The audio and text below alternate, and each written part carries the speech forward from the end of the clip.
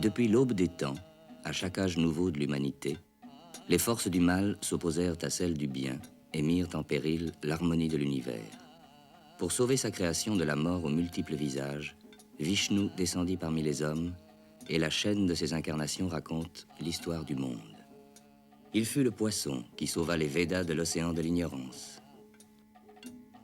Il fut la tortue qui porta le fardeau de l'univers sur son dos. Il fut le sanglier qui fit émerger la terre des eaux primordiales. Il fut le lion qui dévora les entrailles du roi despotique Hiranya. Il fut encore le nain qui reconquit le monde en 3 enjambées. Puis, Parashurama, l'exterminateur des hommes de guerre. Après Rama, le héros de notre histoire, il fut encore Balarama, le très sage, et Krishna, le bien-aimé. Avant que ne vienne Kalki, son dernier avatar, qui achèvera le cycle, revivons l'histoire de celui qui libéra le monde de l'emprise du démon Ravana, le noble et valeureux Rama.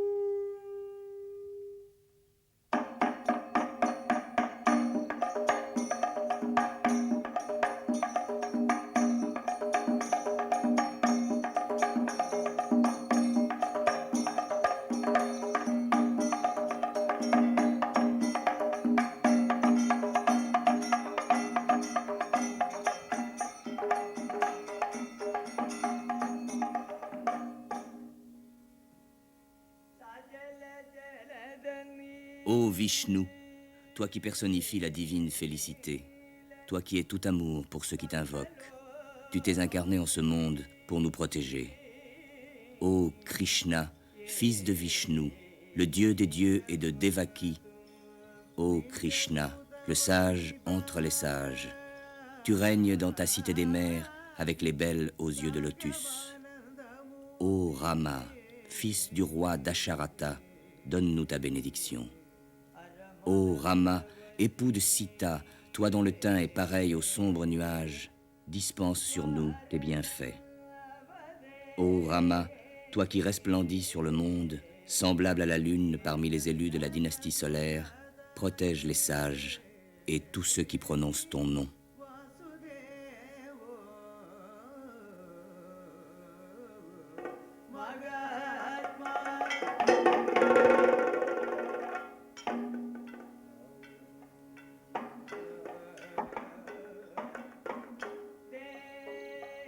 Au royaume de Koshala, le grand roi Dasharata régnait avec sagesse. Son peuple prospérait et tous étaient heureux. Aucune ville ne pouvait égaler la splendeur et la magnificence de sa capitale, Ayodhya. Le roi avait 3 reines qu'il chérissait tendrement. La sage Kausalya, la douce Sumitra et Kaikeyi, la plus jeune et la plus charmante.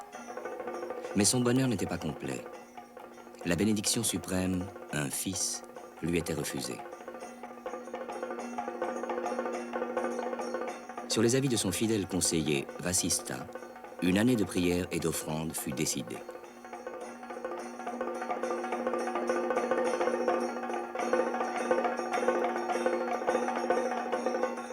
Quatre fils naquirent bientôt.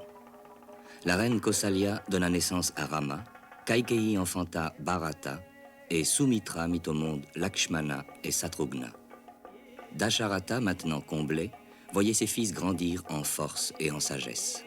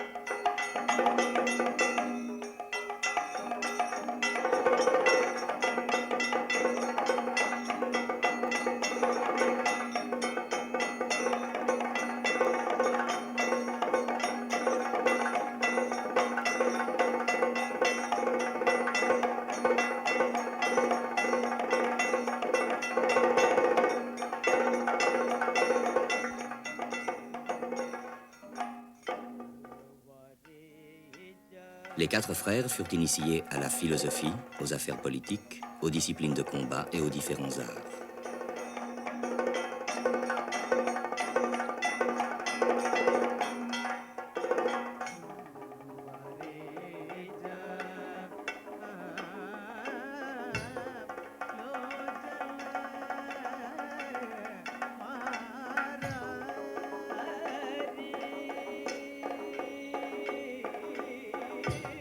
Les jeunes princes avaient beaucoup de tendresse les uns envers les autres. Une affinité naturelle rapprochait Bharata de Satrughna,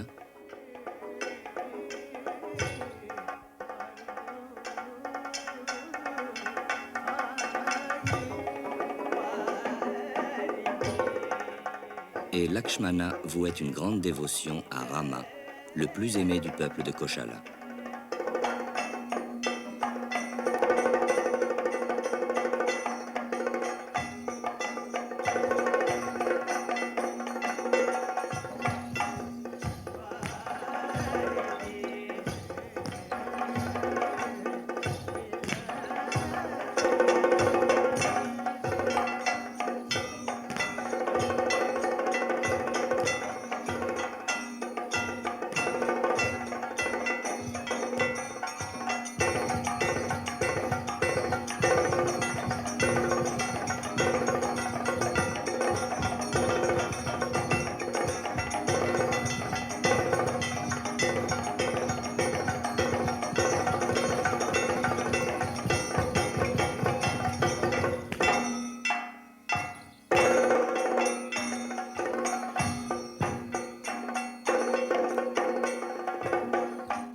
Quand Rama eut 16 ans, il quitta la cour pour suivre l'enseignement du sage Vishwamitra et apprit beaucoup de sa science. Il fut soumis à toutes sortes d'épreuves, dont l'ultime fut de bander l'arc gigantesque offert par le dieu Shiva aux ancêtres de la princesse Sita, qui lui donna son cœur avec émerveillement. Un jour, le roi Dasharata décida de laisser le trône à Rama, son fils aîné. Mais il avait oublié la promesse faite autrefois à Kaikeyi de satisfaire à 2 de ses vœux en n'importe quelle circonstance. Elle demanda que son fils Bharata fût couronné et que Rama fût banni du royaume pendant 14 années. La nouvelle sema la désolation dans toute la ville. Bharata était consterné. « Frère, lui dit Rama, accepte le royaume et accomplis l'engagement de notre père. » Bharata lui répondit, « Rama, pendant 14 années, mais pas un jour de plus, je serai ton régent. Tes babouches seront exposées sur le trône et vénérées jusqu'à ton retour. Alors, tu reprendras tes droits. » « Qu'il en soit ainsi, dit Rama.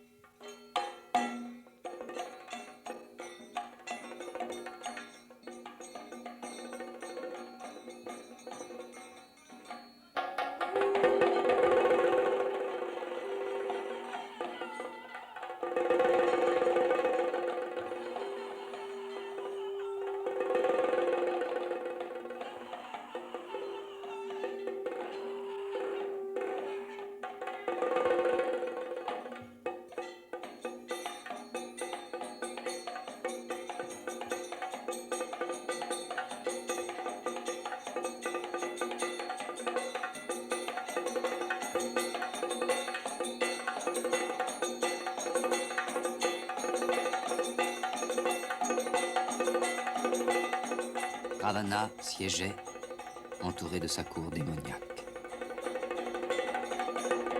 Par ses terribles ascèses, il avait obtenu des dieux de grand pouvoir. Devenu tyrannique et orgueilleux, il étendait sa domination sur la terre entière et sur les autres mondes.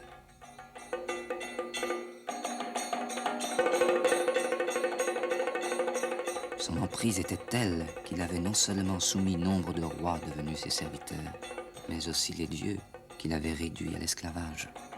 Vayu, le dieu du vent, balayait de son souffle les feuilles mortes de son jardin. Yama, le dieu de la mort, sonnait la cloche du temps. Et Agni, le dieu du feu, attisait la flamme de toutes les lampes du palais.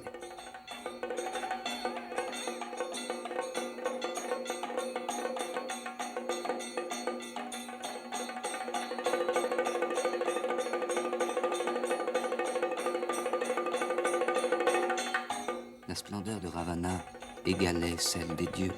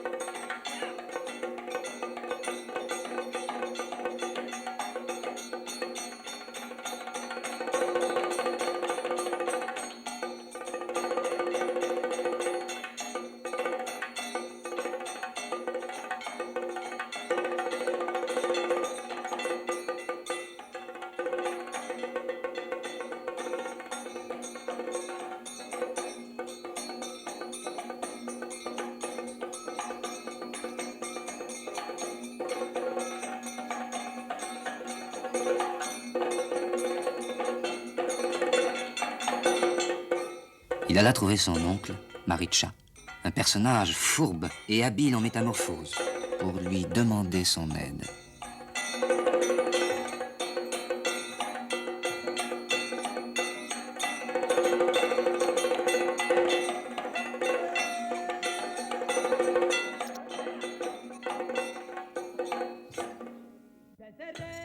Quelle nécessité t'amène en ces lieux, ô grand Ravana?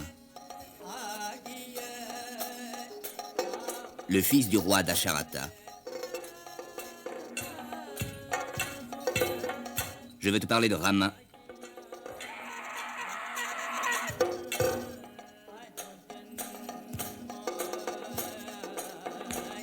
Écoute bien.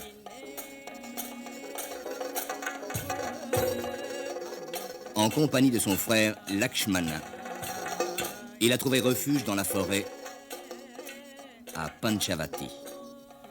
Tiens, tu ne le savais pas. Et alors? Ô grand Rakshasa, Lakshmana, le frère de Rama. Eh bien, qu'a-t-il fait?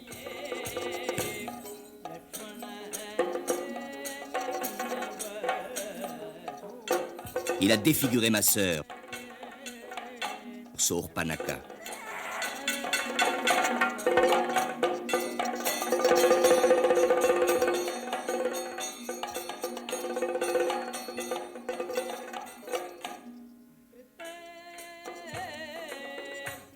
Quelle tristesse.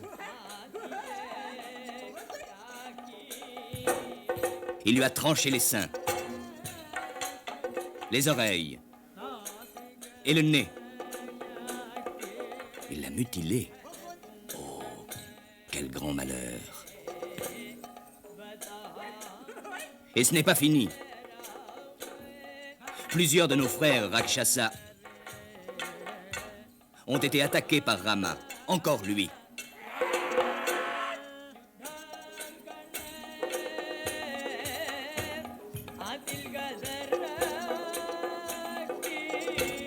Au cours d'un terrible combat, il les a tous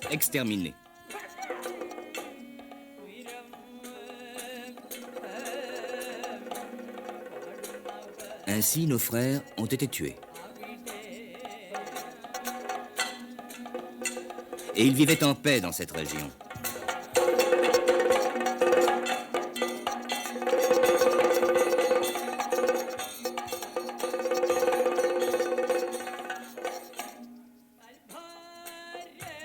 Il faut imaginer une ruse. Quelques moyens ingénieux d'attirer son épouse.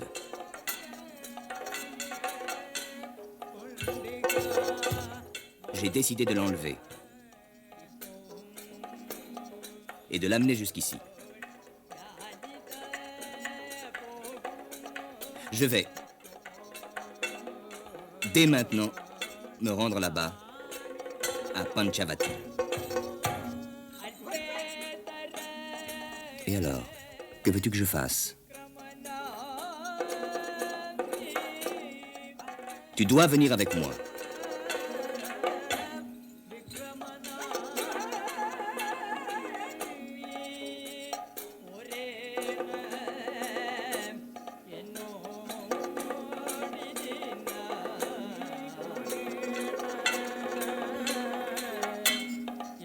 Nous devons agir ensemble.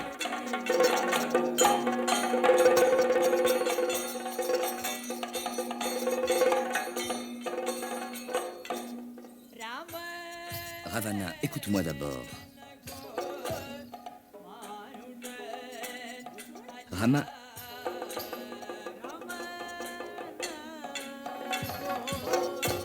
n'est pas un homme ordinaire. Non, non. Oui, oui, je sais.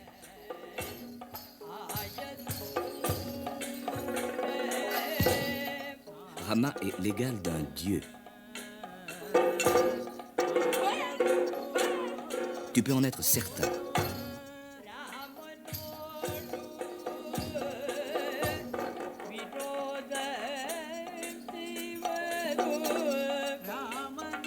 Celui qui agit en ennemi de Rama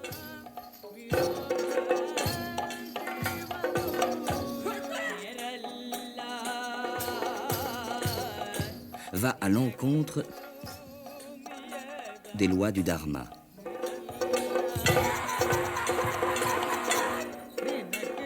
Ravana, c'est ainsi.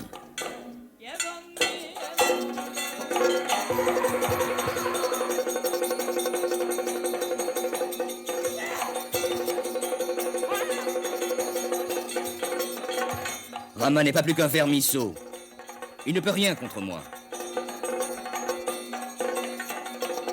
Je suis impuissant à le convaincre. Que faire?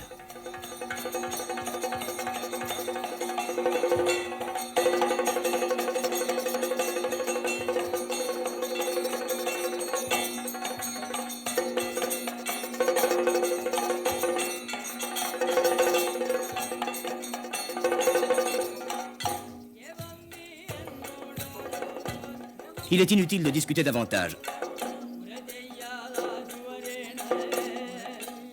Allons, viens.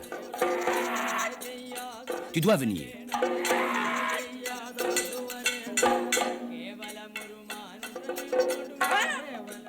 Tu sais bien qu'un homme tel que moi est invincible.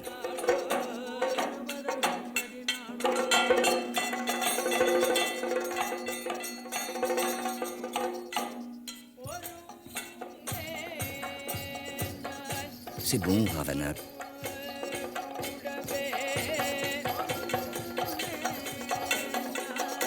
Je viendrai avec toi.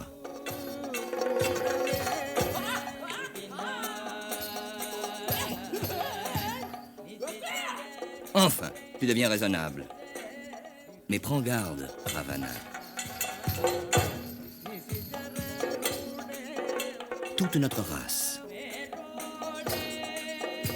tous les Rakshasas, jusqu'au dernier,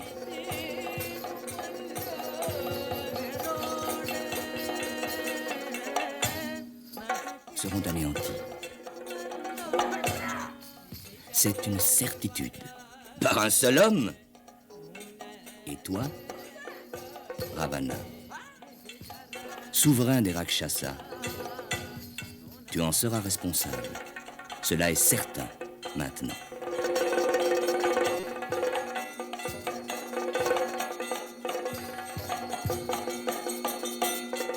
Approche.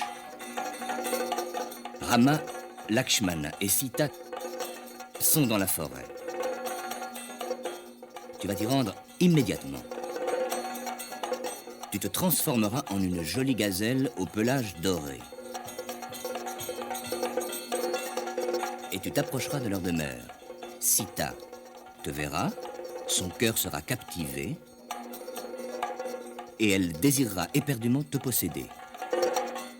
Tu peux en être sûr. Rama quittera Lakshmana et Sita pour te poursuivre et tu l'entraîneras de plus en plus loin. Tu as compris? Alors, j'apparaîtrai, déguisé en moine et portant tous les signes extérieurs de la sainteté.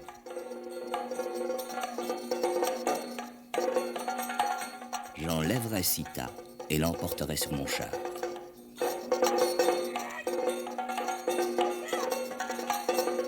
Tu dis qu'il est Vishnu lui-même. Tu verras.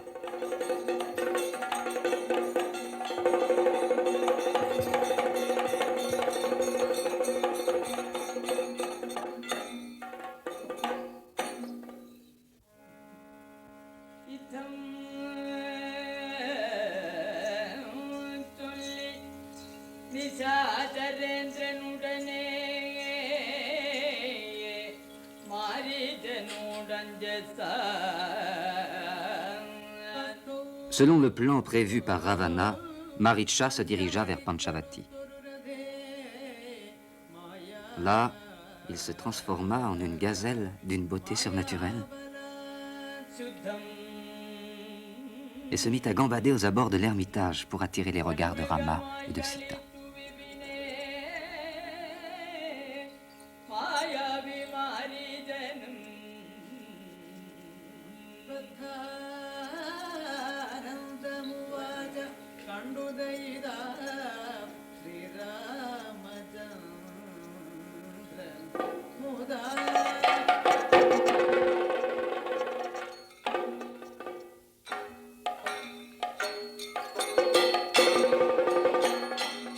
Oh, Sita, vois-tu cette ravissante gazelle?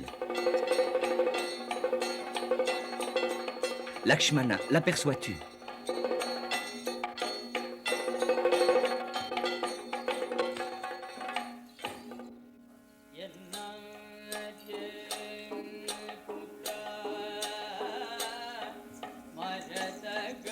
Oh, mon époux.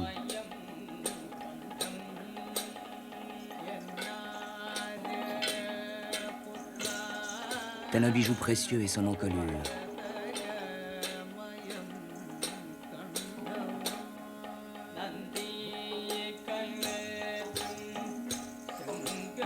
Ces jolis bois sont fièrement dressés.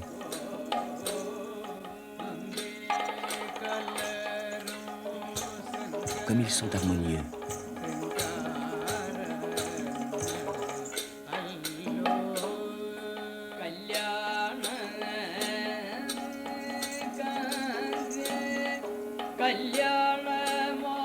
Ces reflets d'or chatoyants sont un ravissement.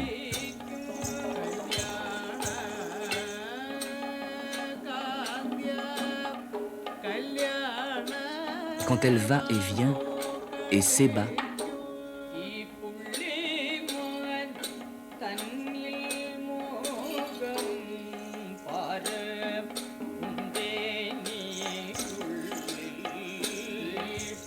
le charme de ce bel animal au pelage chamoiré de convoitise emplit mon cœur.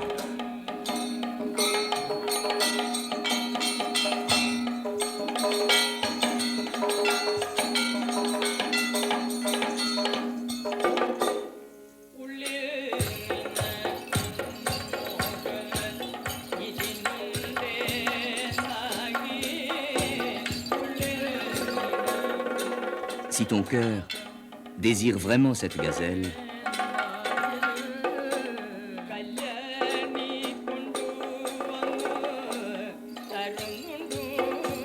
ô toi, belle entre les belles, Je la capturerai pour toi.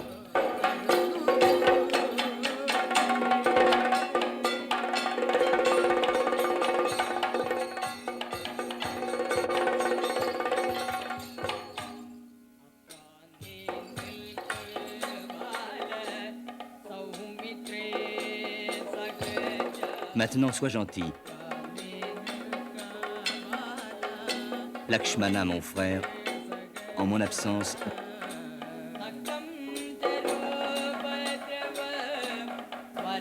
garde Sita. Car les démons, nos ennemis, sont nombreux par ici.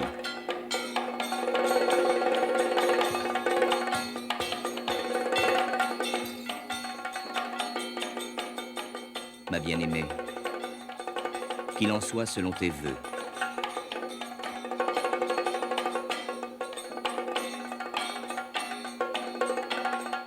Je vais poursuivre cette gazelle bondissante. Je l'attraperai et je te l'offrirai. Frère, je compte sur toi. Ne la quitte pas et veille sur elle, je t'en prie. Sois tranquille, Rama.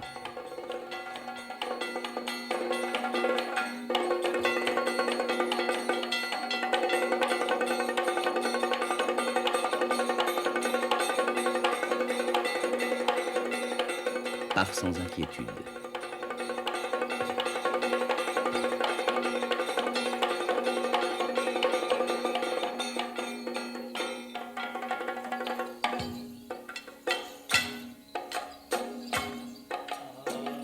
La capricieuse gazelle éloigne de plus en plus Rama de l'ermitage.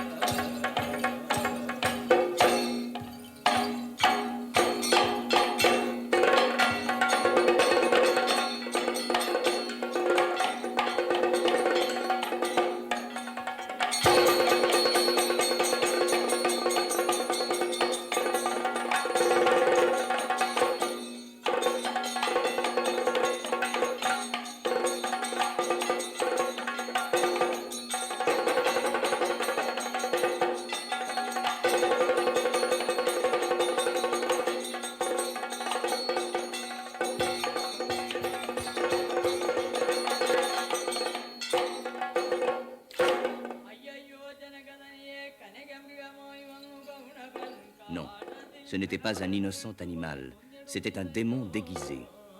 Que dit-il dans son agonie? Il essaie encore quelques ruses. Ne nous attardons pas. Vite, auprès de Sita. Il me faut retourner.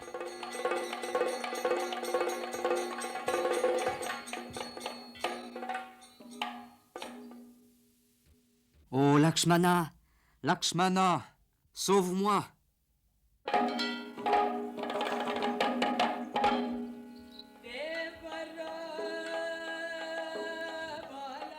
Lakshmana.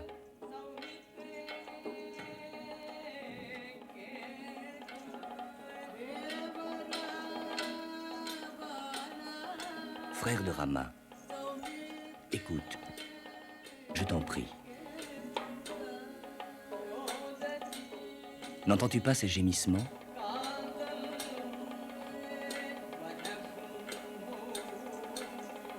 Je suis sûr que c'est mon époux. C'est lui qui appelle dans la forêt.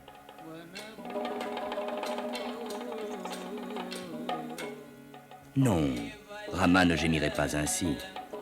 C'est impossible. Je suis sûr que des démons l'auront attaqué.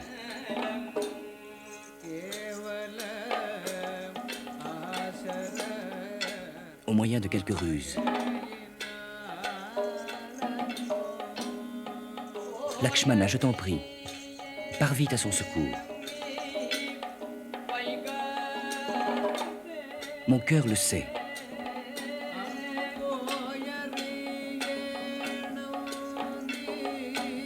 Ne perds pas un instant.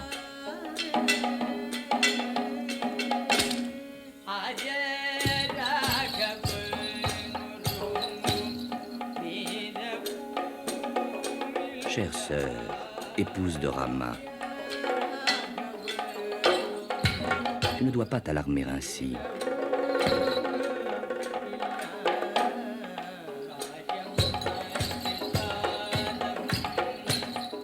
Pourquoi mon frère parle-t-il de la sorte?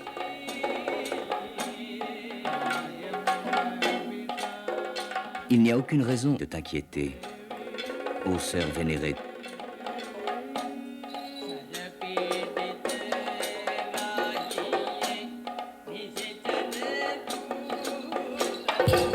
Ces plaintes sont celles des démons qu'il a mis à mal.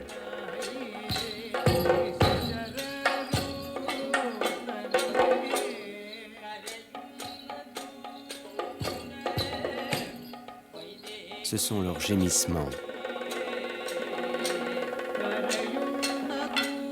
Sois-en certaine, ô sœur vénérée.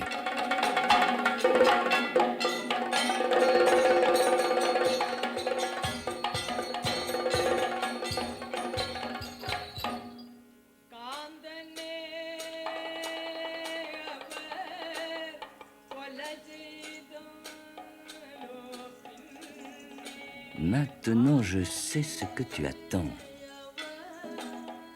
Si mon Seigneur est tué,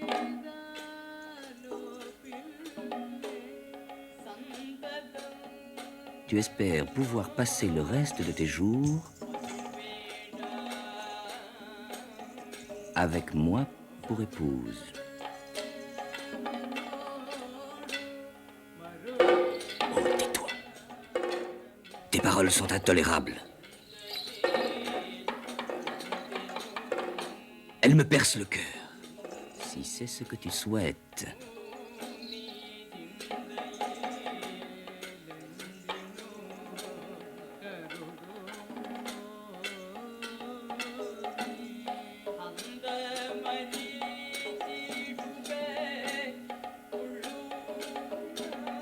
Tu peux être certain que je mourrai, moi aussi.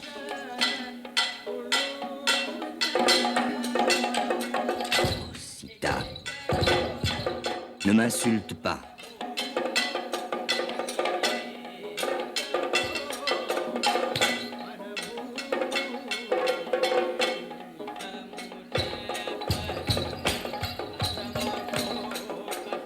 Ne prononce pas des paroles aussi honteuses.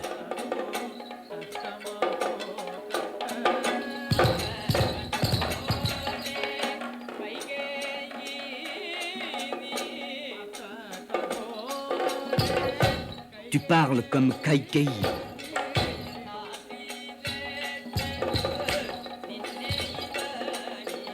Les dieux prendront soin de toi.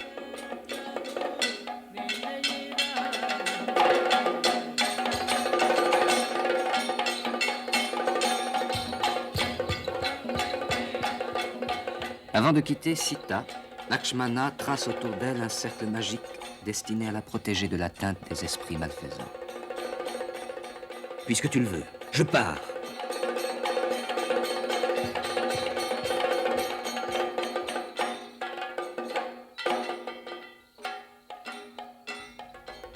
Peu après son départ, apparaît Ravana, déguisé en moine errant.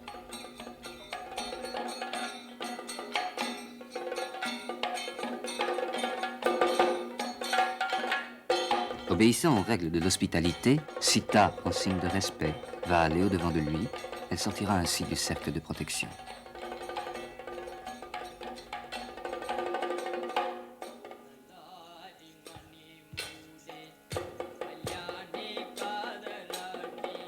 Ô toi, merveilleuse entre toutes, resplendissante comme une parure précieuse.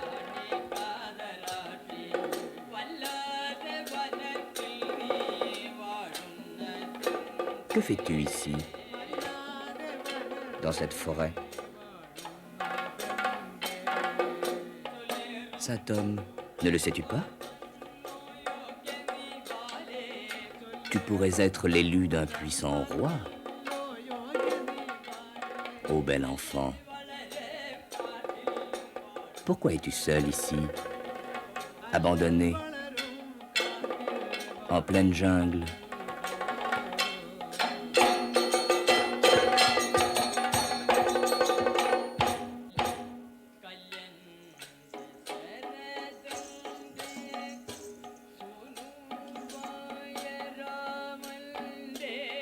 De Rama, le fils du roi Dasharata,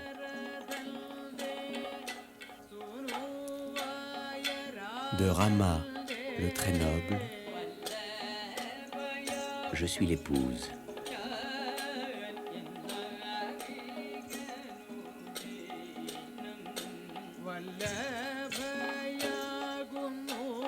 Cela aussi tu dois le savoir, ô grand sage. Cela est vrai.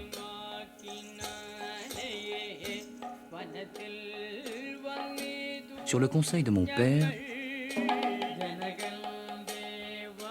nous sommes venus en ce lieu.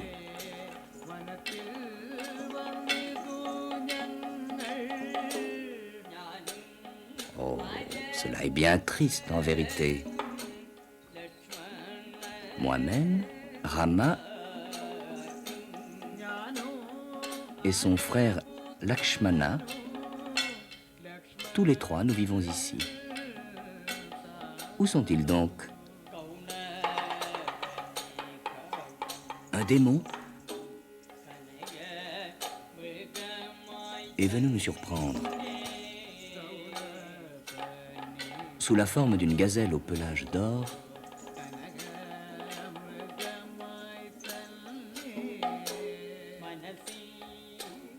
oh, vraiment?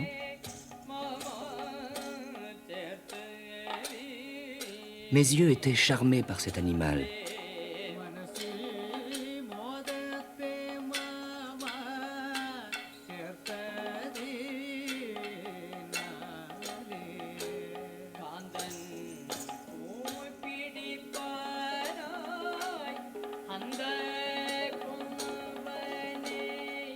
Aussi, Rama est-il parti pour le capturer? Enfin, il l'a tué. Maintenant, mon merveilleux époux, brave entre les braves,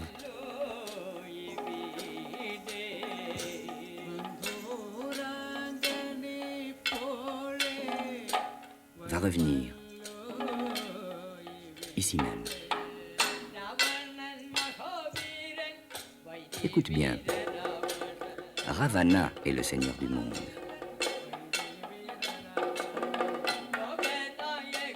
Ravana règne sur l'univers.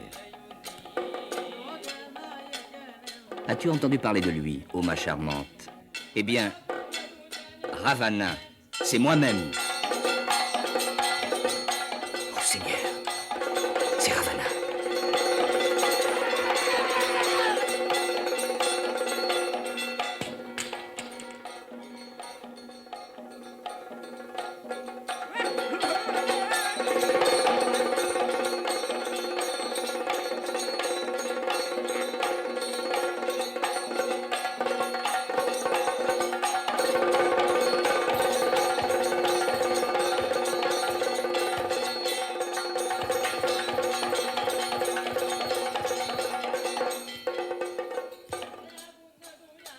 Tu le sais maintenant.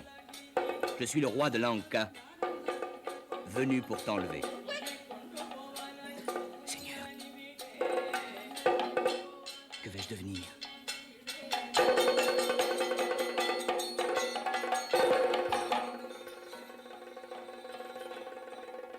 Pourquoi ces flammes autour d'elle?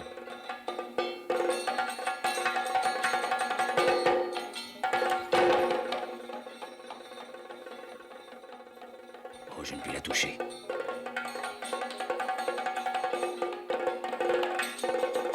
Ne nous attardons pas plus longtemps. Je vais découper ce bloc de terre sous ses pieds et la soulever comme sur un socle.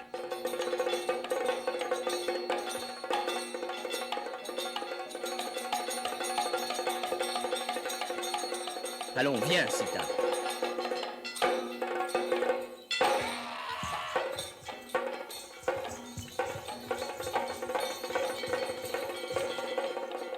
Je t'emporte dans mon royaume. Pendant que le char de Ravana s'élevait dans les airs, Sita adressa cette prière aux éléments. J'implore toutes les divinités de la forêt, les arbres aux multiples ramages, la rivière, les animaux de toute race. Vite, clamez à mon époux que je lui suis ravi. Jatayu, le roi des aigles, a entendu son appel.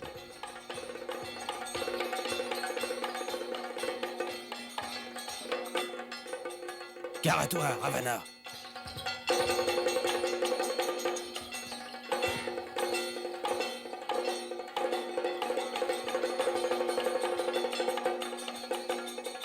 Écarte-toi.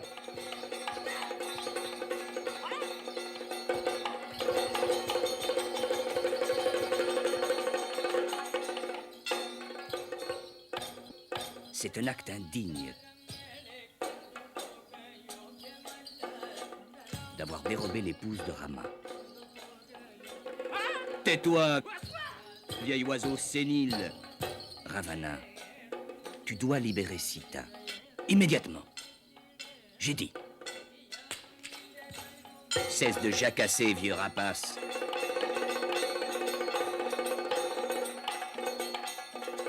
Éloigne-toi ou je vais te couper les ailes. Mon pauvre vieil ami, que peut-il faire? Vole vite vers Rama.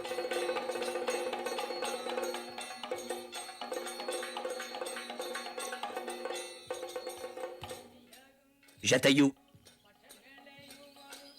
écarte-toi de mon chemin, sinon je vais te tailler en pièces. Et tu t'écraseras sur la terre.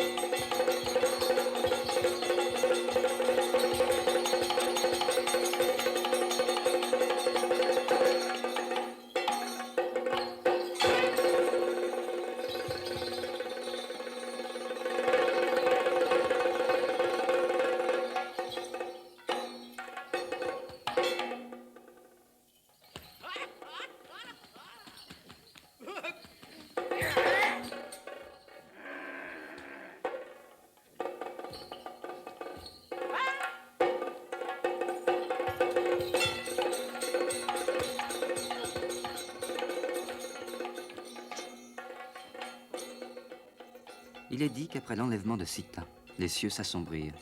La justice et la miséricorde ont déserté la terre, dirent les créatures vivantes, et la nature tout entière prit le deuil.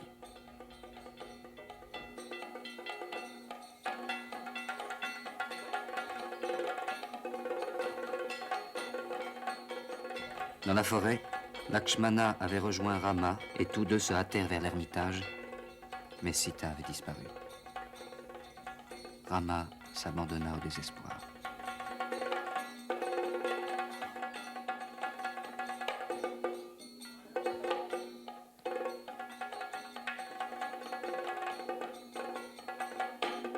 Vois. Ces traces de pas.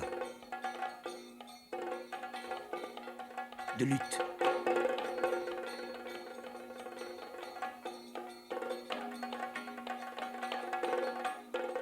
C'est ici que les démons ont dû se la disputer au combat.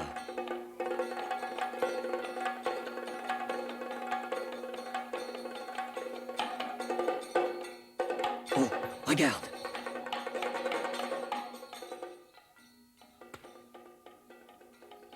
C'est Jatayu, le fidèle ami de notre père.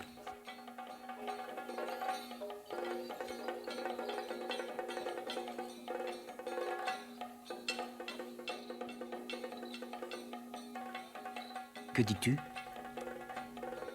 Mon grand ami. Tu as vu Sita? Elle était avec Ravana. Il l'a enlevée. Oh, malédiction.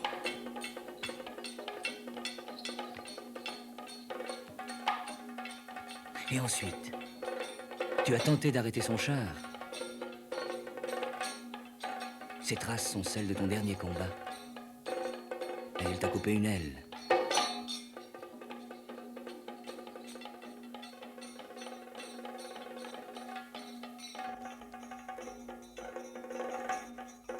Sita a prié pour que tu puisses me voir avant que ton dernier souffle ne te quitte. Puis elle t'a béni.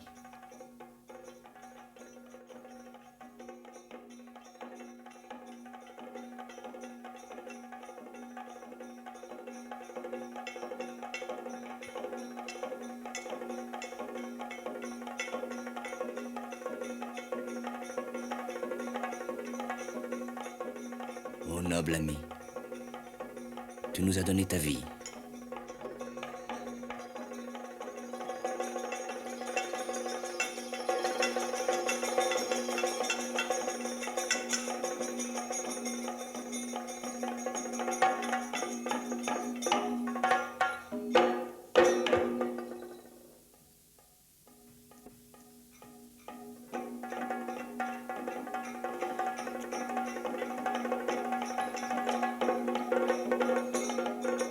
Lakshmana, faisons un feu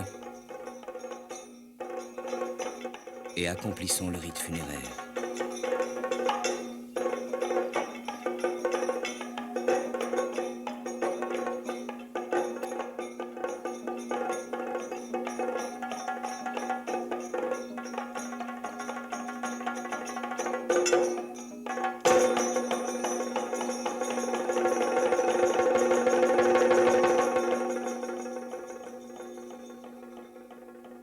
Ô roi des oiseaux, reçois la grâce de ceux qui ont accompli le plus grand des sacrifices. Que la félicité des bienheureux soit tienne pour l'éternité.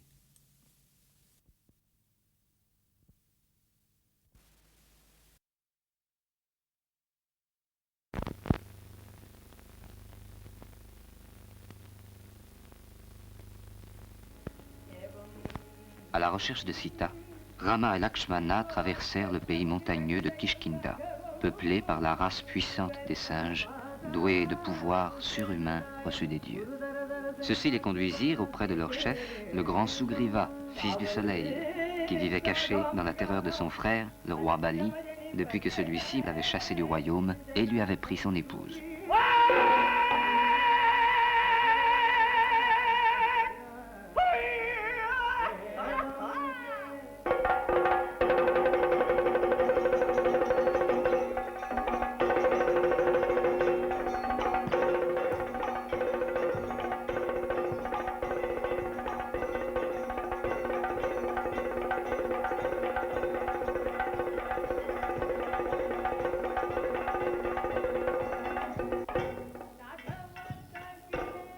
Ô Rama, entends mon histoire, je t'en prie. Du grand Bali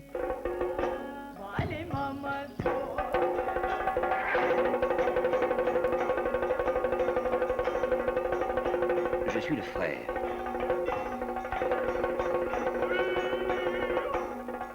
Oh, le misérable.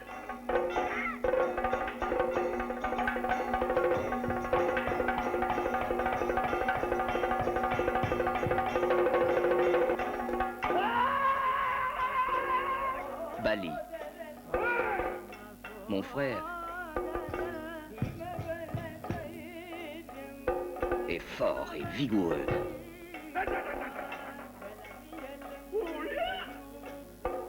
C'est un être redoutable.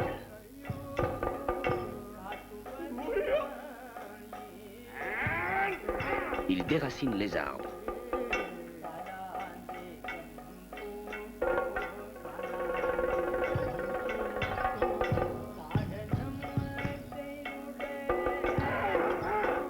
Tous les jours, il exerce ses bras au combat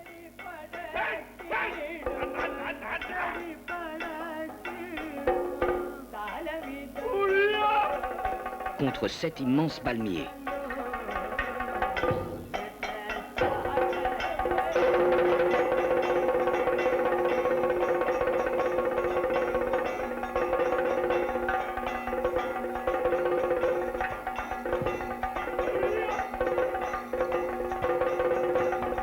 Quelle prouesse! Est-il vraiment aussi fort que cela? Nous verrons bien.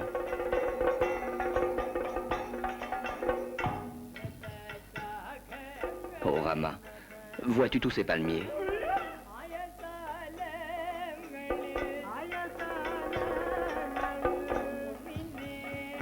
Si tu peux en abattre un seul,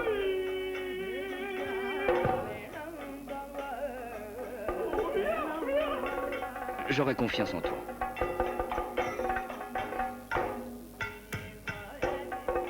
Sugriva, sois bien attentif.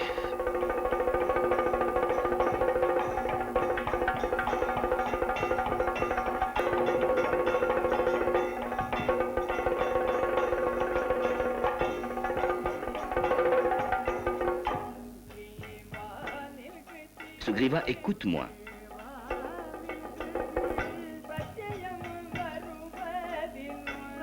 Tu dois croire ce qui va arriver. Tu vois là-bas ces arbres, ces palmiers à la cime élevée et au tronc robuste. Avec toute ma puissance, mon arc et mes flèches suffiront pour les abattre.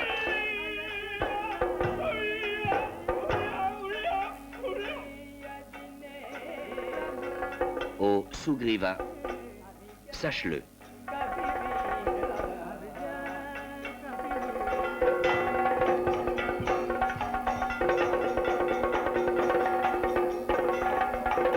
Maintenant, regarde bien.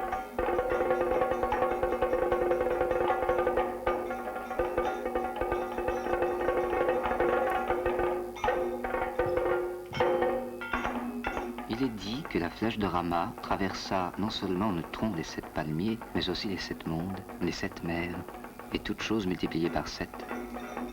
Puis qu'elle revint à son point de départ, dans le carquois de Rama.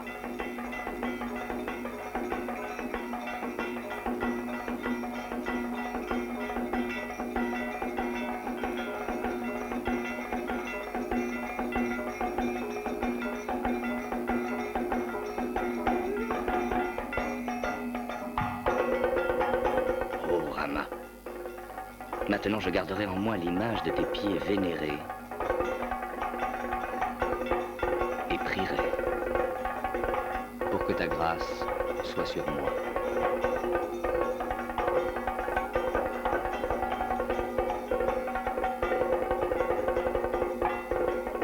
Sans tarder, Sugriva, nous devons accomplir ce qui a été décidé.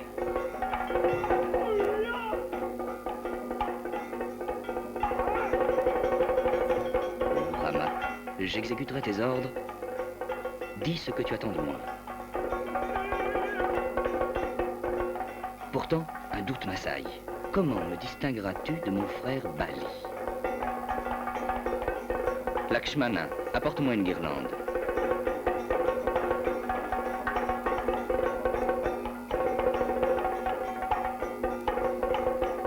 Je te reconnaîtrai à ce collier.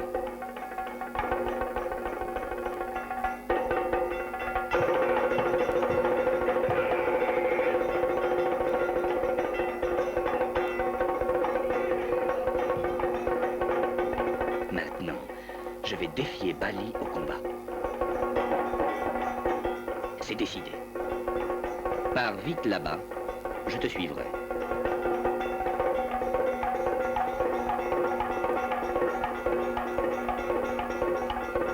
Je serai présent, caché derrière un arbre, et interviendrai au moment propice. Ne crains rien.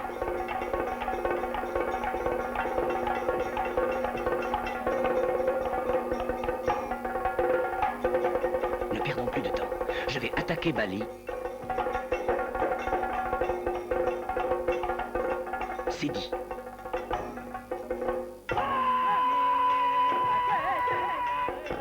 Ô Bali, Sugriva, ton frère, t'appelle. Viens.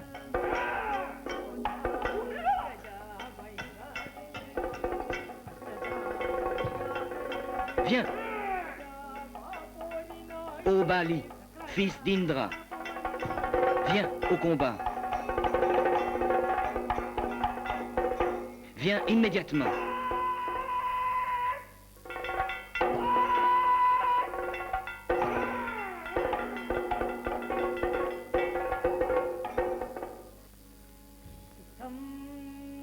Quand Bali entendit l'appel de Sugriva, il rugit de colère et se dressa avec tant de violence que la montagne vacilla sur sa base. Bali était doué d'une force surhumaine. Chaque jour, il rendait grâce à Shiva qui lui avait accordé une faveur toute spéciale, celle de bénéficier dans n'importe quel combat de la moitié de la force de son adversaire qui s'en trouvait diminuée d'autant. Il se déplaçait comme l'ouragan et les montagnes s'entrechoquaient sur son passage.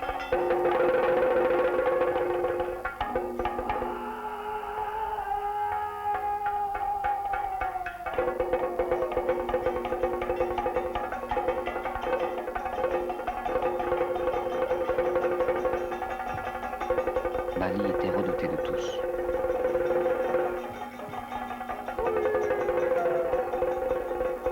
Même Yama, le dieu de la mort, se tenait à distance.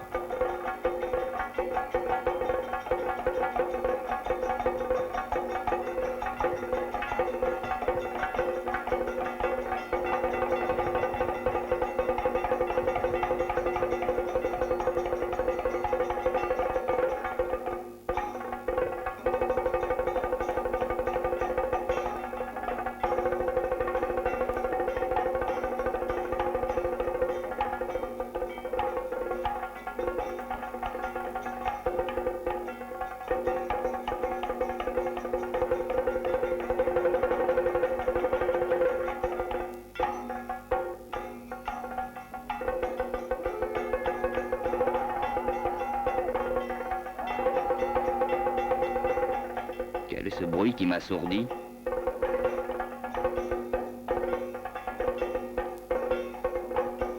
Et me perce les oreilles comme des aiguilles?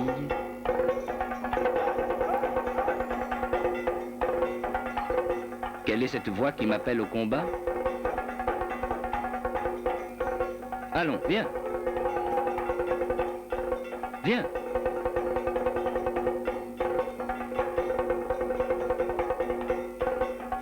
Mais qu'est-ce donc?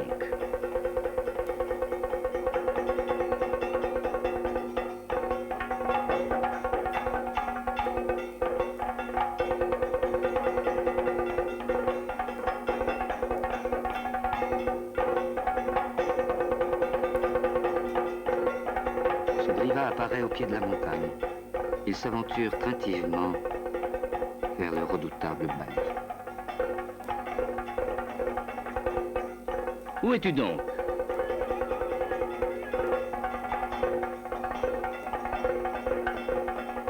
Où te caches-tu, petit frère? Il m'attend.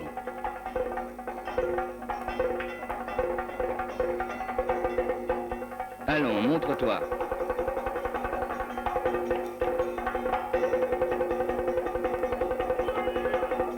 Ah, te voilà. Imbécile. Tu ne connais donc pas ma force.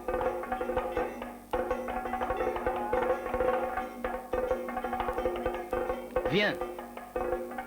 N'aie pas peur.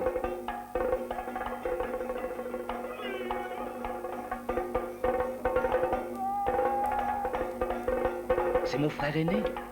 Que puis-je contre lui?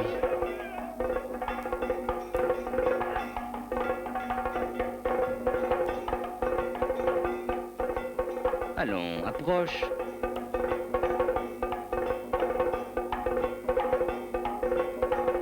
Allons, viens donc.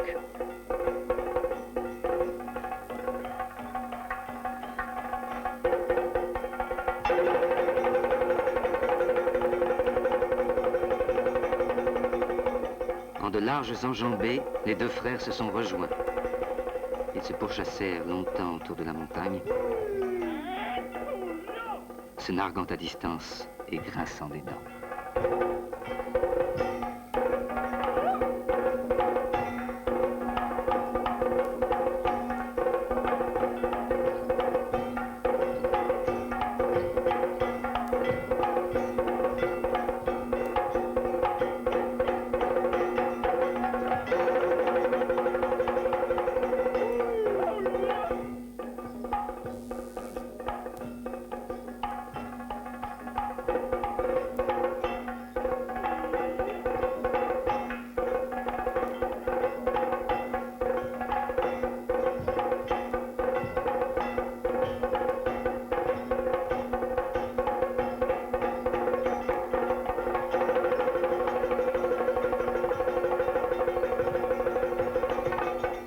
Allons, viens.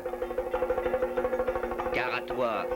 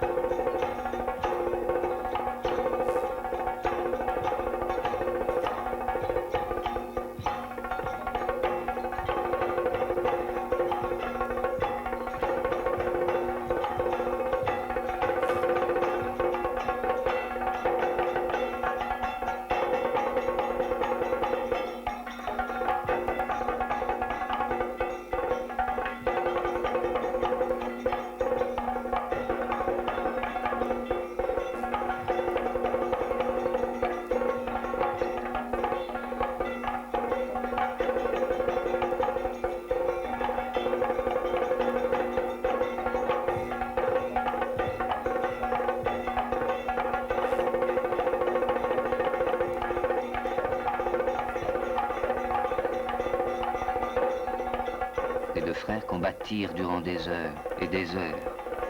La force de Bali était inébranlable, tandis que Sugriva commençait à faiblir. Mais il savait que Rama, caché, attendait, prêt à intervenir.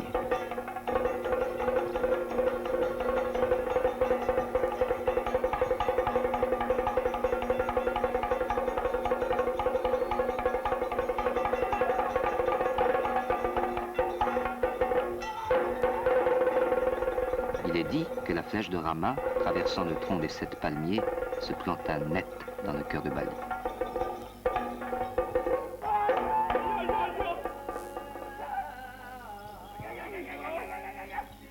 Les dieux ne lui avaient-ils pas promis l'invulnérabilité? Comment cela avait-il pu arriver?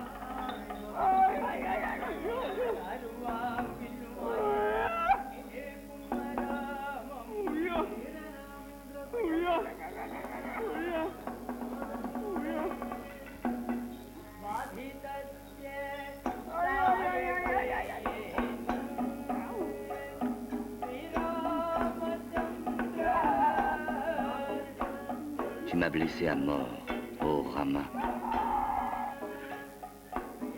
Mon cœur est étreint de douleur.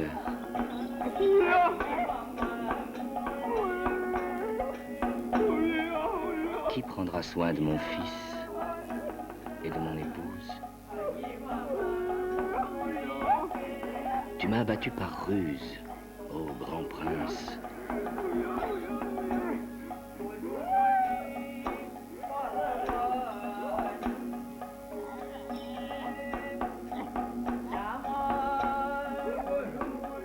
Pourquoi as-tu agi ainsi?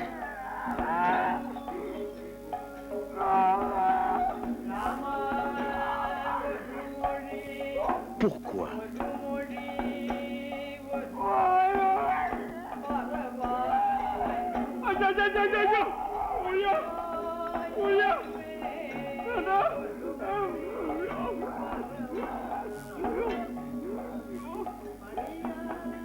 Si j'ai mal agi, ô Rama, pardonne-moi.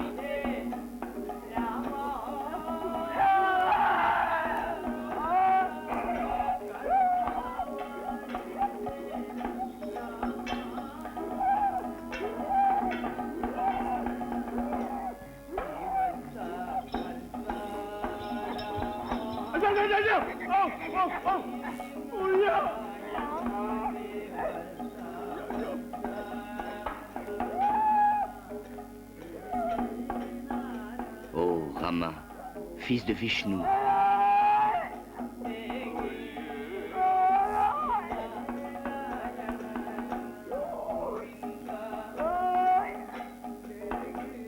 Rama, donne-moi la libération.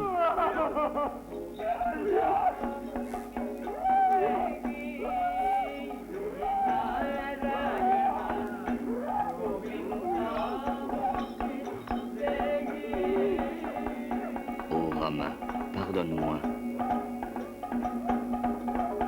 Ô Rama.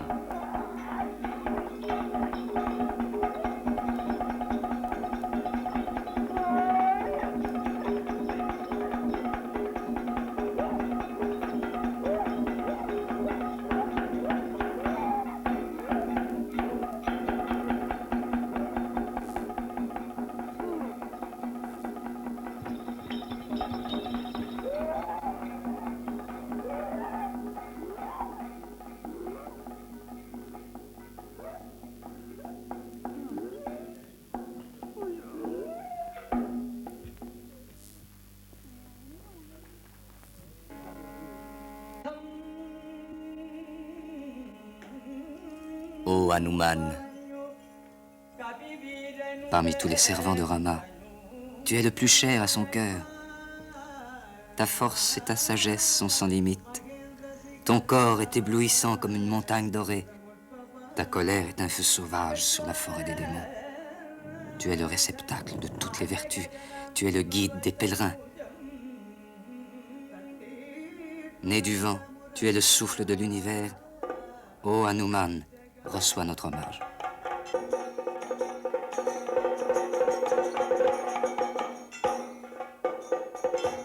Du sommet d'une haute montagne, Hanuman scrute l'horizon.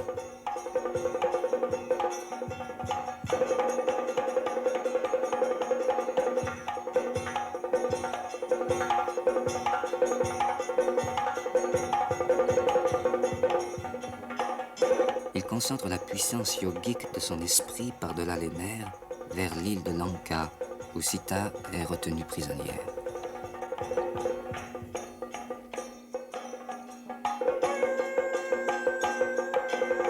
Oh, là-bas.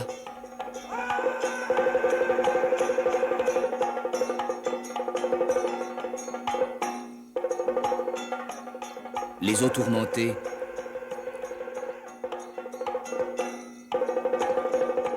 de l'océan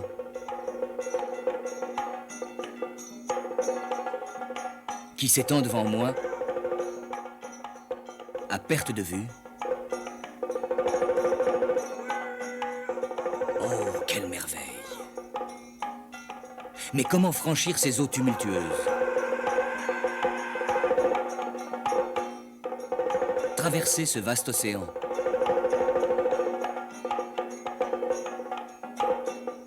Et parvenir sur l'autre rive. Comment faire?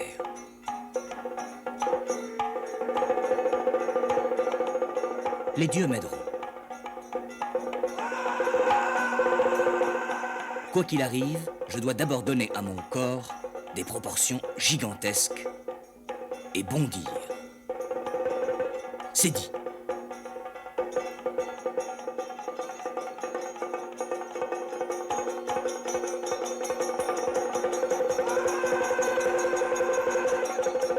Nouant sa queue, Hanuman se projeta en l'air et d'un bond formidable atterrit sur les plages argentées de Lanka. Là, il reprit sa taille ordinaire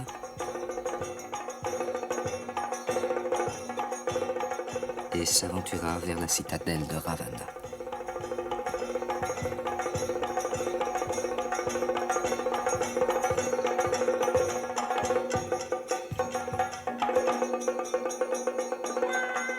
Voici là-bas la porte de Lanka.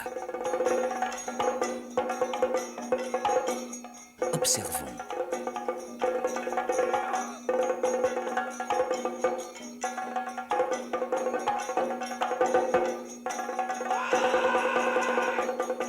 Je vais maintenant me réduire aux proportions d'un singe avorton, de manière à passer inaperçu.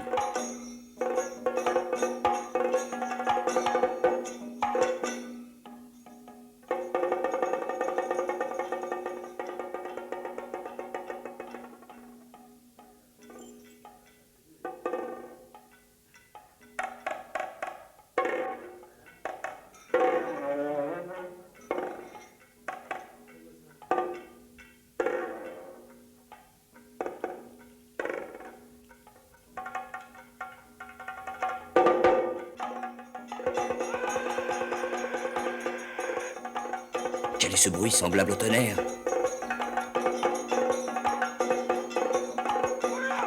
Qu'est-ce donc?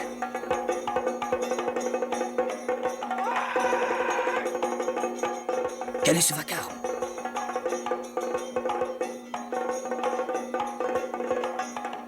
D'où cela vient-il?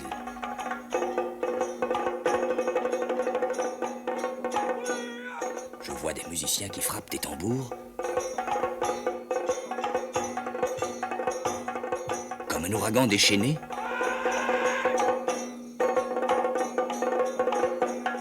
Il y a beaucoup de gardes et de serviteurs. Une foule de gens rassemblés tout alentour. Voilà une procession qui arrive. Oh! Qui vient par là?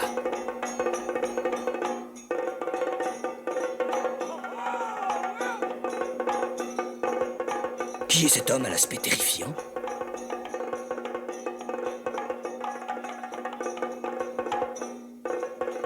Voyons. Serait-ce Ravana?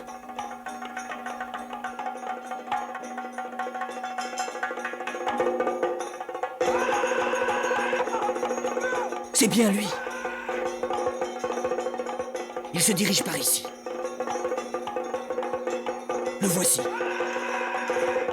Je vais sauter sur cet arbre et observer sans être vu.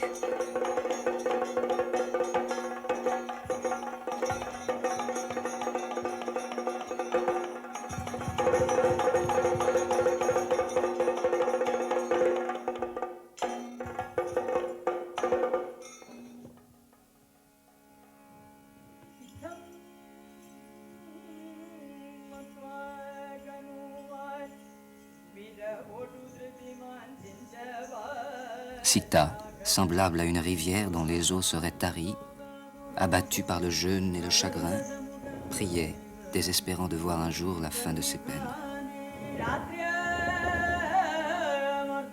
De longs mois s'étaient écoulés depuis son enlèvement, et Ravana, pour obtenir ses faveurs, avait vainement multiplié ses ruses. Le désir exacerbé par les refus obstinés de Sita, le terrible roi de Lanka pénétra dans le parc.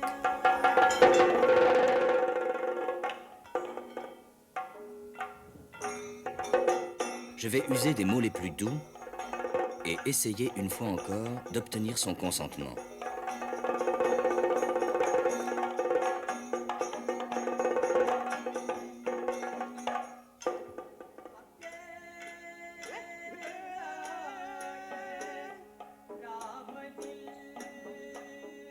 Ton Rama n'est qu'un homme, c'est tout.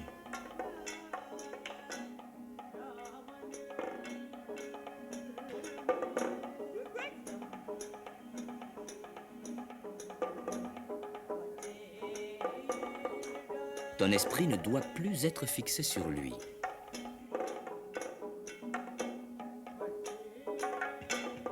Non, jamais plus. Ici-bas,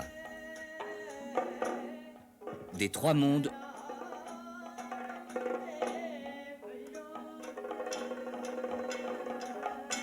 je suis le Seigneur suprême, toi et moi. Vivons ensemble. Ô Sita.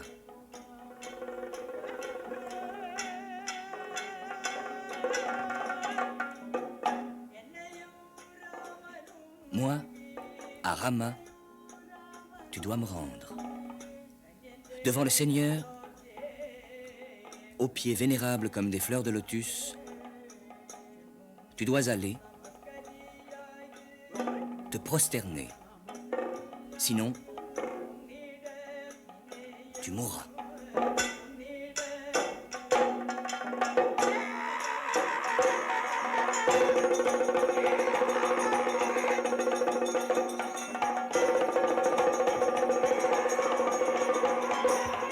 Oh, toi, cette fois, prends garde. Je vais te découper en morceaux.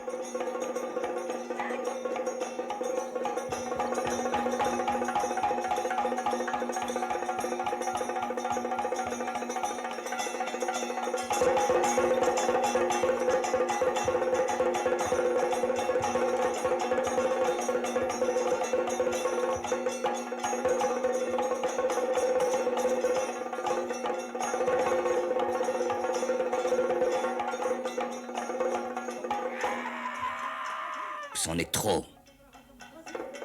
Maintenant, Sita, je vais te tuer. Oh, cruelle destinée. Oh, Seigneur. Arrête, Ravana. Honte à toi.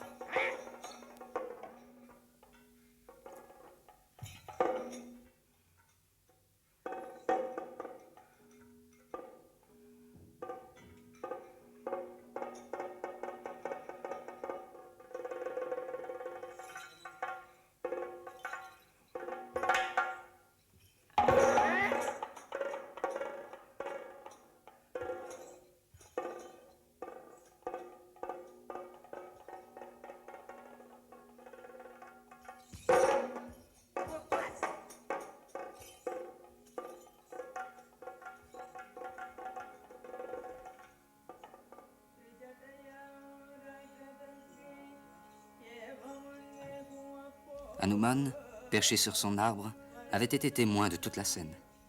Il regarda Ravana s'éloigner et resta un moment ébloui, ému à l'idée d'approcher enfin celle pour qui il avait survolé les mers, pour qui Rama aurait bouleversé l'univers, celle qui avait suscité tant de combats. Au fond de son cœur, il ressentit combien elle était digne de cette adoration.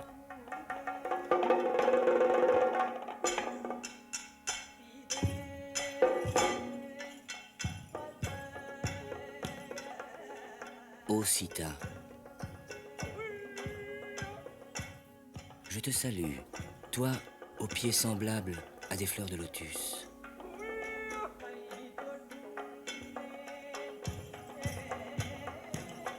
Je te salue, ô Mère divine.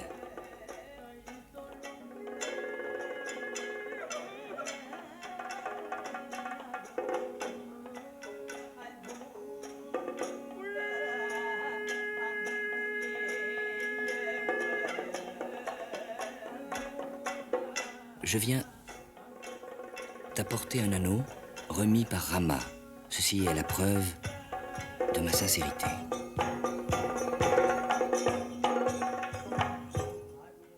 Ô toi, qui es-tu? Ô grand singe, je t'en prie, donne-moi cette preuve. Donne cet anneau. Donne vite. Noble ami, je t'en prie.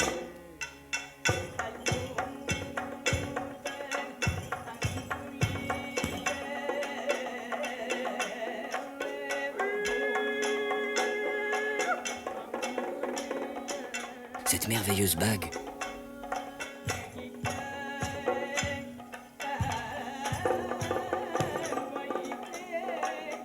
La voici.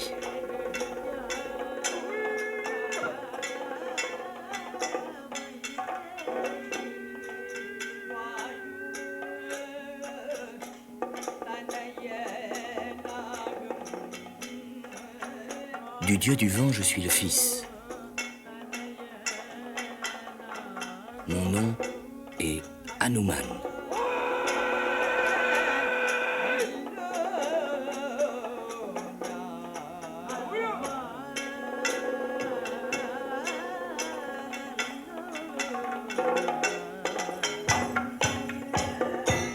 Oh, quelle grâce m'est donnée.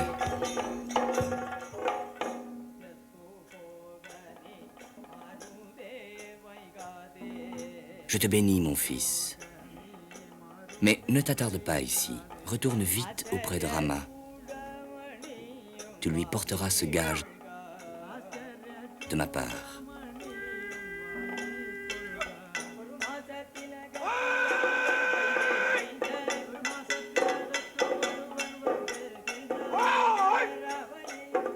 Dans un mois, je serai de retour ici, avec Rama sur mon épaule. Ici même, je reviendrai. J'attaquerai les Rakshasas. Et Ravana sera tué. Cela est décidé. Moi, Hanuman, je vous emporterai, toi et Rama, comme cela, par-dessus l'océan.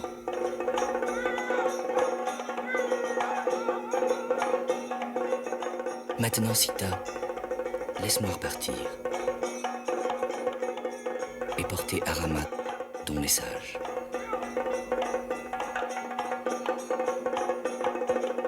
Prends.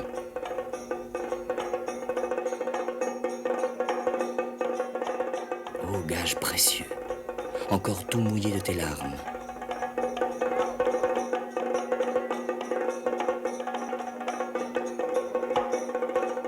Sita, me permets-tu d'inspecter un moment ce jardin avant de quitter Lanka? Je t'en prie.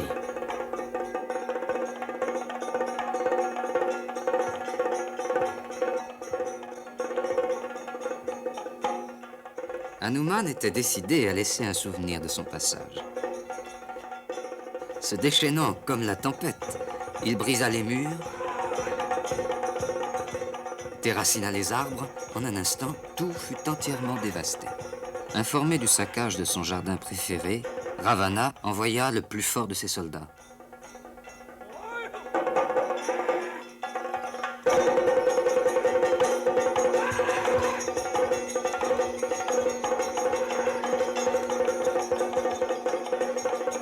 Après un simulacre de résistance, Hanuman se laissa maîtriser.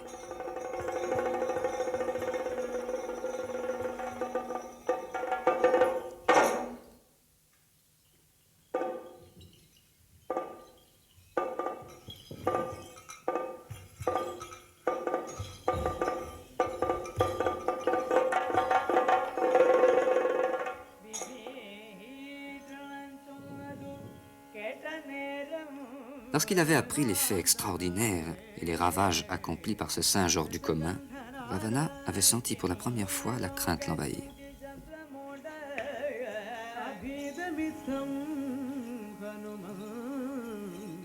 Mais quand on informa qu'Hanuman venait d'être capturé, il se rassura et demanda que celui-ci lui soit amené sans délai.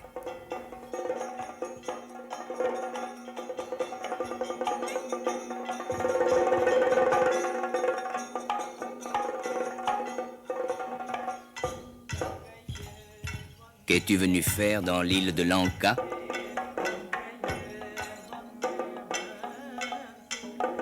Toi dont l'esprit semble ignorer la crainte. Comme un insensé, tu as osé me braver. Tu as tout détruit sur ton passage et tué mes serviteurs. Pourquoi? Malfaisante créature.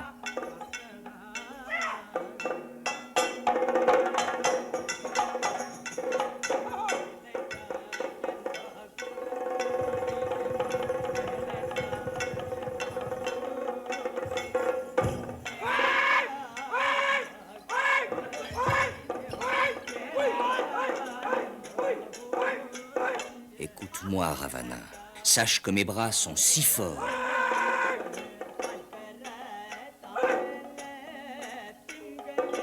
si puissant qu'avec mes poings, si je le veux, je peux ébranler le mont Mérou.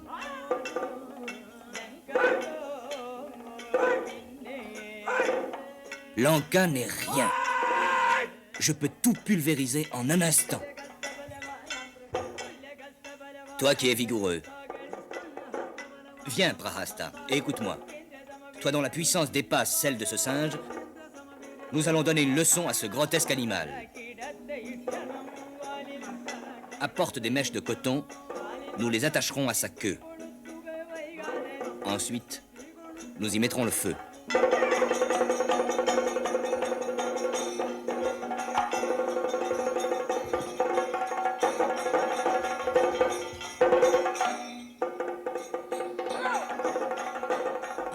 Viens. Mais viens donc. Viens.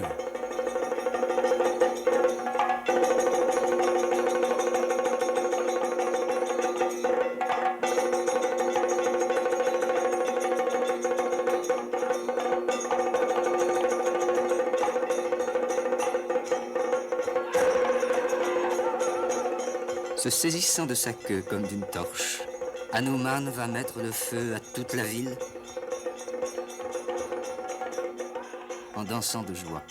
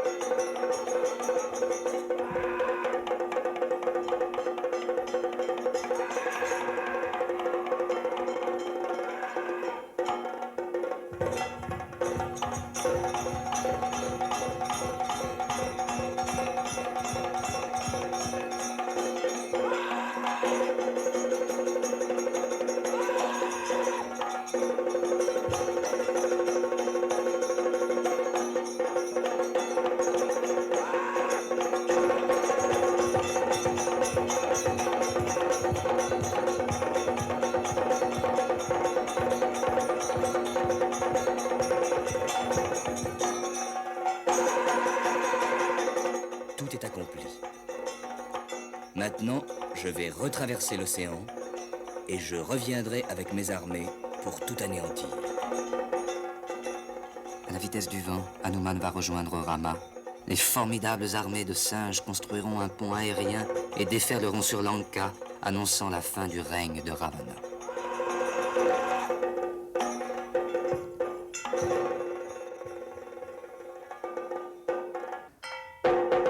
À l'aube du dernier jour de la bataille, après un bain rituel, Ravana va affronter Rama en combat singulier.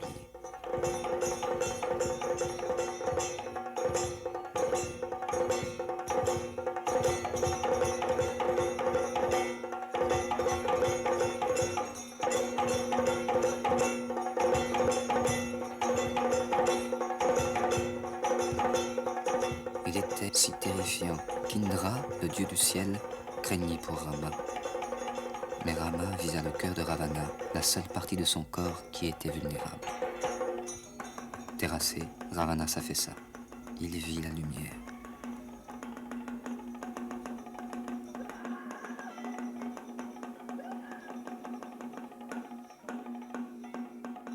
La flèche purificatrice de Rama consumait son orgueil monstrueux, le conduisant à l'ultime instant vers la paix. Hanuman emportait Rama vers Sita, ainsi qu'il l'avait promis.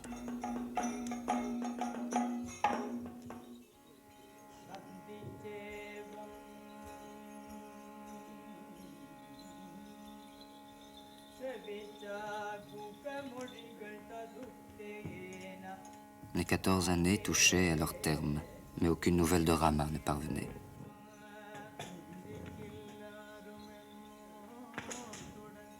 Bharata avait compté les jours et les heures. Son cœur était lourd. Fidèlement, il avait gouverné comme régent. Cependant, il lui semblait que toutes les austérités et pénitences qu'il s'était imposées étaient restées sans effet.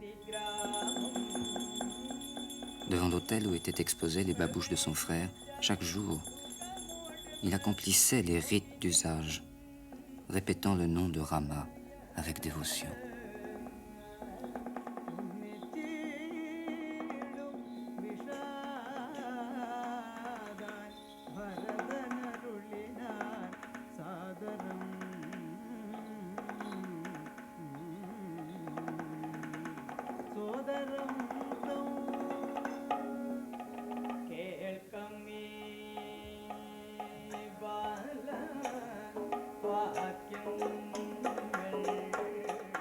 Écoute, je t'en prie, mon petit frère, ce que je vais te dire.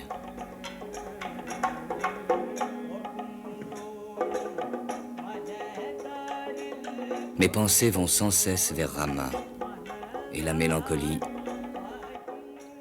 envahit mon âme. La douleur m'étreint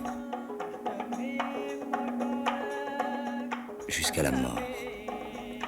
Qu'est-il advenu de lui? Où est-il?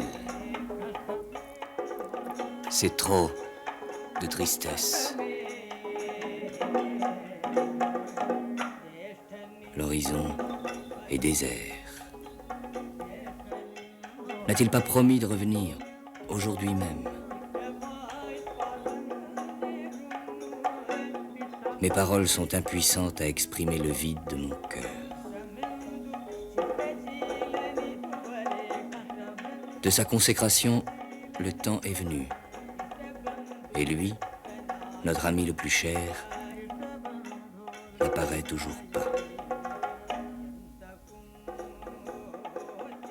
Rama, où es-tu? Sans toi, le monde est comme privé de vie. Qu'allons-nous devenir, ô mon frère?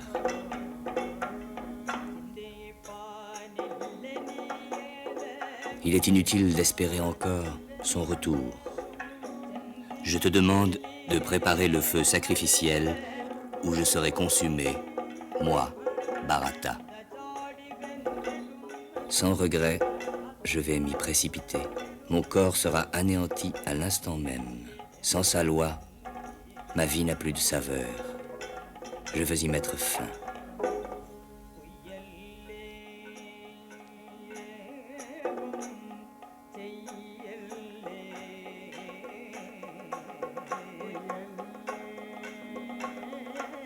Non, mon frère, ne fais pas cela. Non.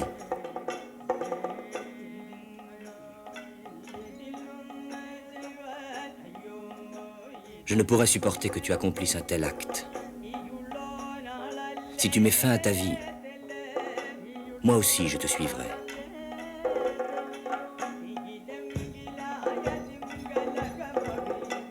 Ainsi, nous périrons ensemble. Non, frère, tu ne dois pas mourir, mais continuer à régner sur ce pays et gouverner le royaume. Moi seul me jetterai dans les flammes. Je suis résolu. Hâte-toi. Prépare le bûcher. Vite, frère. Je t'en prie. Satrugna, obéissant à la volonté de son frère, prépare le bûcher du sacrifice.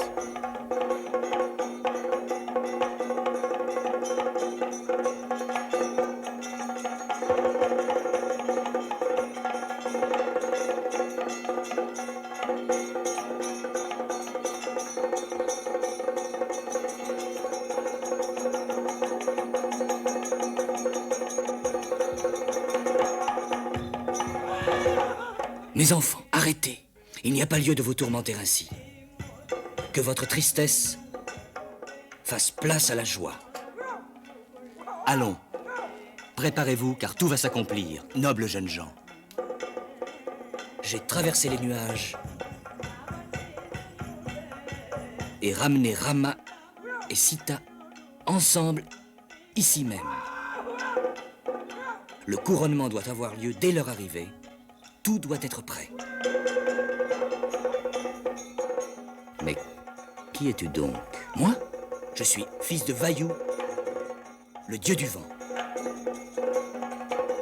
Hanuman.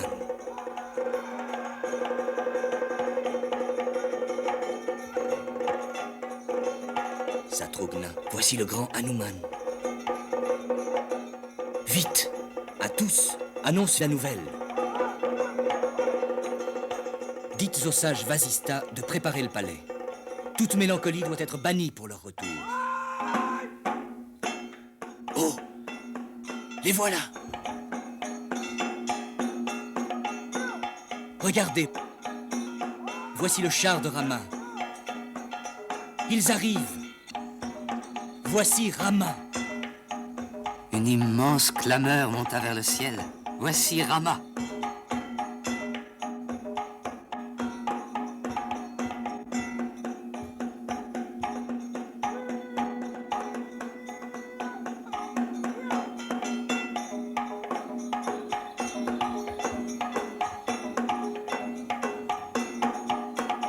Le temps des épreuves était terminé.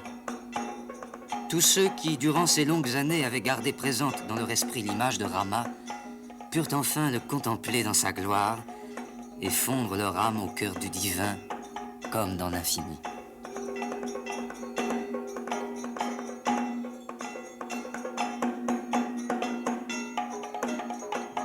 Oh Rama, voici tes babouches. Je te rends ton royaume. Pendant ce temps, Vasista, le vieux prêtre du palais, préparait l'autel où devait s'accomplir le rite d'intronisation.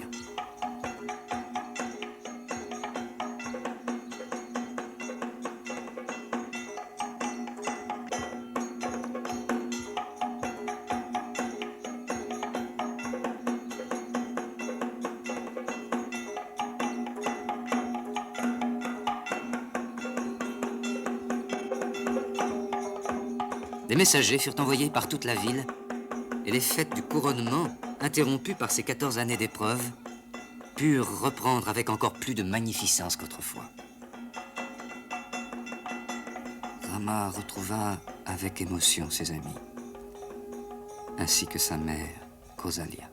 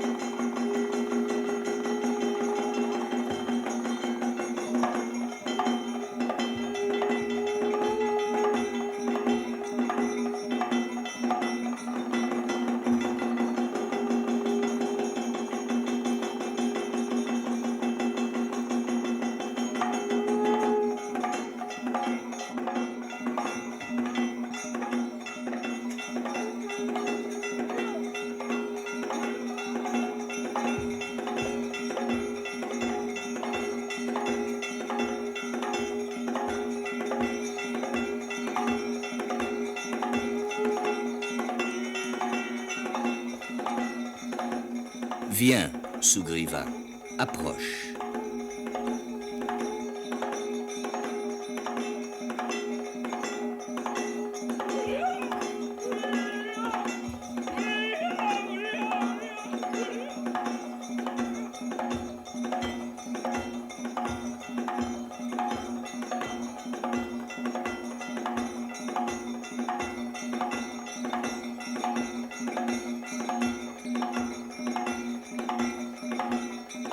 Hanuman, mon fils, approche.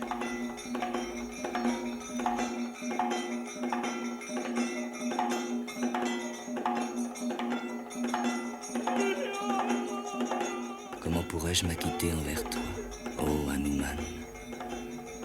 Ô Mère divine, que puis-je désirer de plus en ce monde que te servir?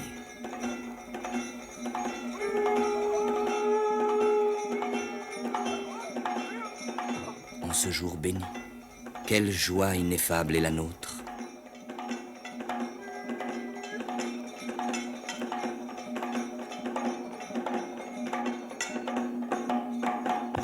Depuis ce jour, la tradition veut qu'Hanuman veille, invisible, chaque fois que le Ramayana est compté ou le nom de Rama prononcé.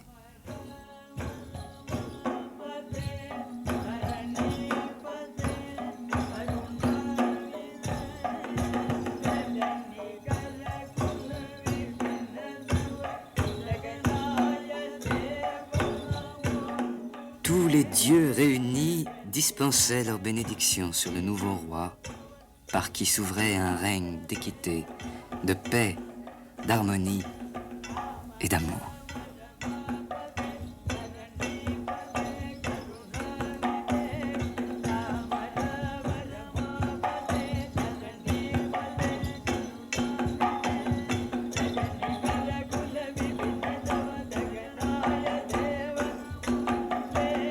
Alors Brahma dit, le Dieu suprême qui nous créa est sans commencement ni fin. Il est l'origine de tout et tout se résume en lui. Ce Dieu, Rama, c'est toi-même. Et Sita, à ton côté, fait maintenant partie de ta divinité.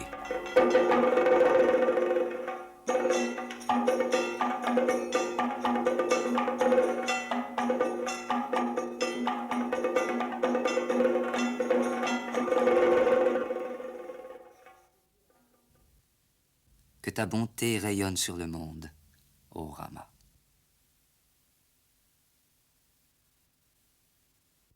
Puisse le Ramayana être conté à tous et à toutes, car il est dit que seront préservés de l'erreur et du désespoir tous ceux qui savent l'entendre.